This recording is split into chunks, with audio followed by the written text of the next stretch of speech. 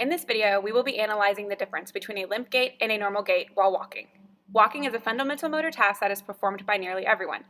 We measure gait by measuring the timing between steps, and the stride-to-stride interval is measured by heel-to-heel contact. As can be seen in the walk of someone uninjured, their gait is very consistent and does not vary in any noticeable way. The hip to knee to ankle ratio is consistently in line with each step, with equal knee flexion and extension for both legs during heel strike and toe off. The stance is stable between strides without much rocking or swaying.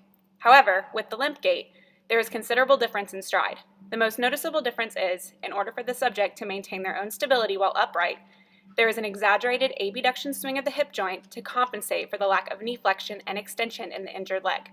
The time spent with pressure placed on the injured leg during the stride is greatly decreased in comparison to the uninjured leg and shows no consistency, unlike with the normal and unimpaired gait.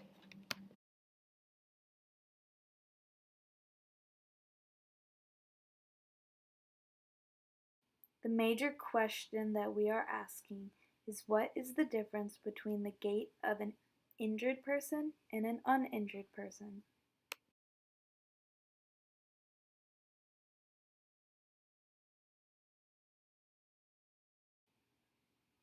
The first optimal viewing perspective is the coronal plane of view, because you can see both of the legs at the same time.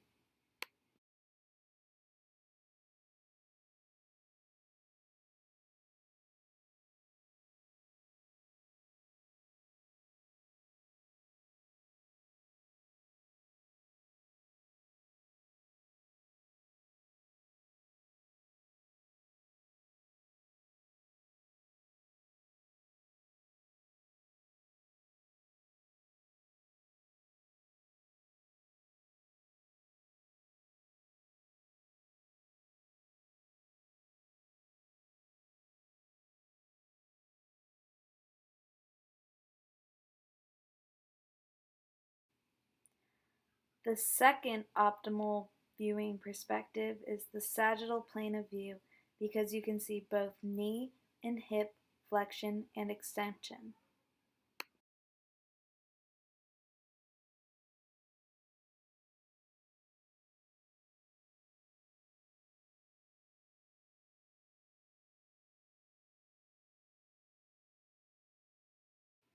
The first optimal viewing distance is 5 feet away, so you can see hip and knee action.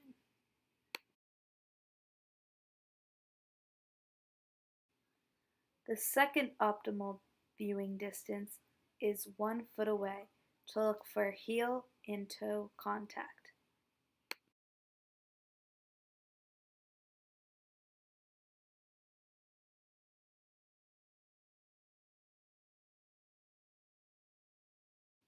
For the number of trials, we decided it was best to have each subject walk for 1 minute to ensure normality in their walking strides.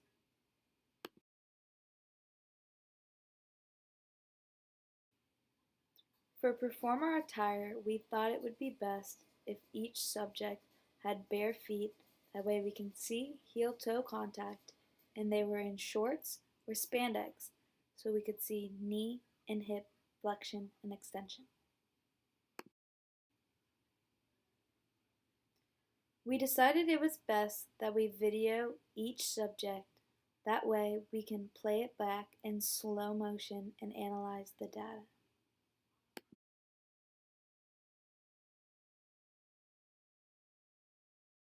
Ground reaction force is the equal and opposite force from the ground being exerted upon the human body while standing and doing activities such as walking and running. During an uninjured gait, the initial force exerted from the ground during heel contact is the individual's body weight. During mid-stance, the weight becomes equally distributed. During toe-off, the ground reaction force is back to body weight until the weight is transferred onto the opposite foot. For an injured person, the ground reaction forces differ. After a regular step with the uninjured leg, the individual will use the momentum of their gait to help transfer their weight onto the injured leg, but will only engage with heel contact before an almost instantaneous transfer back to the uninjured leg as the uninjured leg engages in toe-off.